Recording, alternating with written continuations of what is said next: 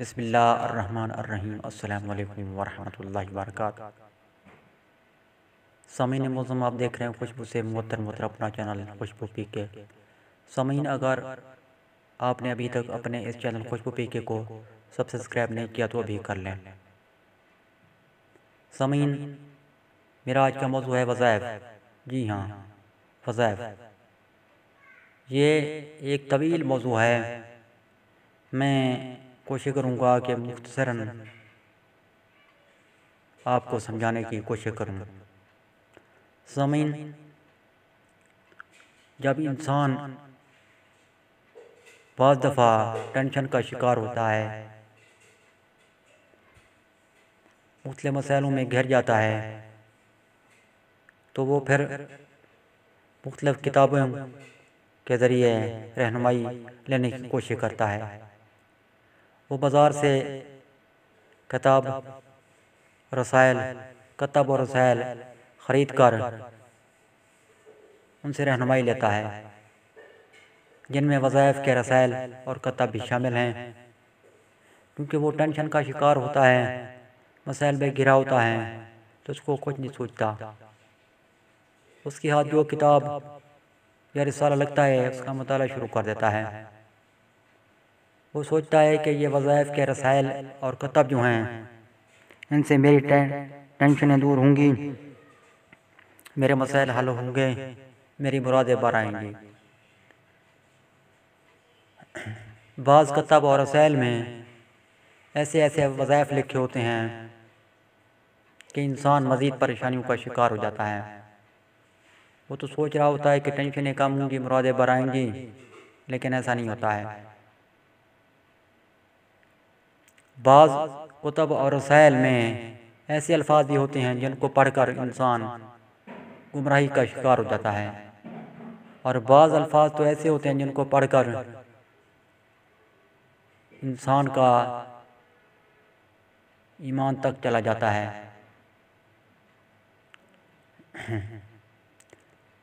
وہ جو الفاظ پڑھتا ہے، وہ تو اس لیے پڑھتا ہے انسان کہ میری مشکلات حل ہوں گی، میری امیدیں بر آئیں گی، لیکن اس کو پتہ بھی نہیں ہوتا کہ جانے انجانے میں اس کا ایمان بھی چلا گیا۔ دوستو،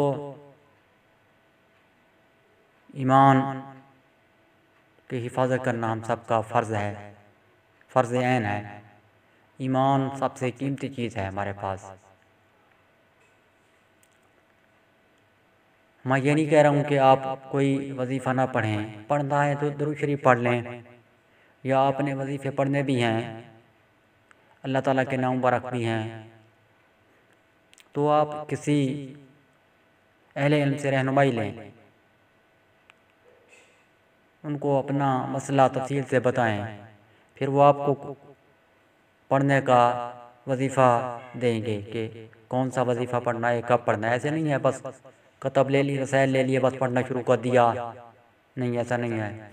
ایسا کریں گے تو میں نے آپ کو بتا دیا کہ آپ کا روپیہ پیسہ تو خیر جائے گا ہی، جو آپ نے کتب و رسائل خریدنے میں خرچ کیا، ساتھ ساتھ ٹینشن بھی مزید بڑھیں گی۔